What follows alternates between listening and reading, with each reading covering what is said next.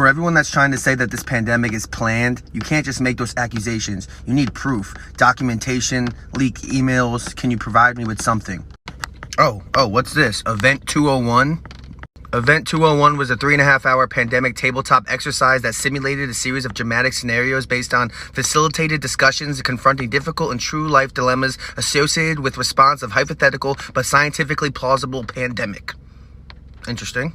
And this took place in October 18th of 2019, just a couple months before the pandemic. That is interesting. And this pandemic scenario was funded by none other than Johns Hopkins, the World Economic Forum, and the Bill and Melinda Gates Foundation.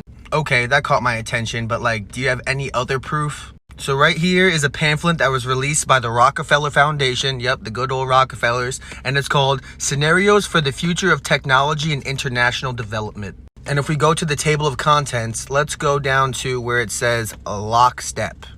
Right here, lockstep. Remember, this was released in 2010. Let's see what it says.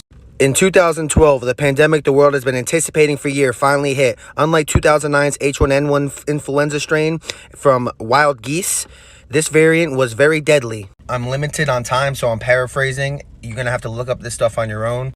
It goes on to say that the United States' initial policy of strongly discouraging citizens from flying proved deadly in its leniency, accelerating the spread of the virus not only in the United States but across borders. And then here they are praising communist China. China in particular implemented quick imposition and enforcement of mandatory quarantine for all citizens and saved millions of lives.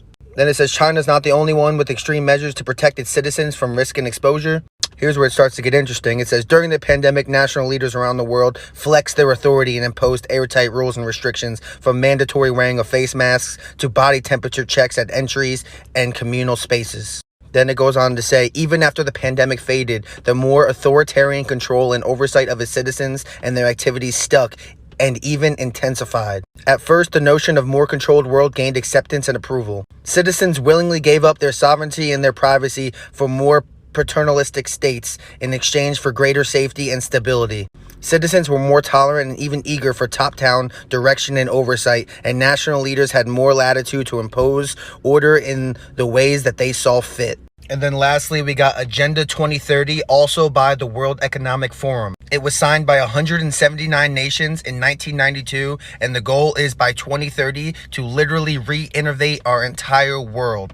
They always try to make it sound good. Yeah, development, sustainability. But the same people that are saying that they're innovating the world for the better are the same people releasing stuff like this. Welcome to 2030. I own nothing. I have no privacy, and life has never been better. I'm out of time. Look these documents up.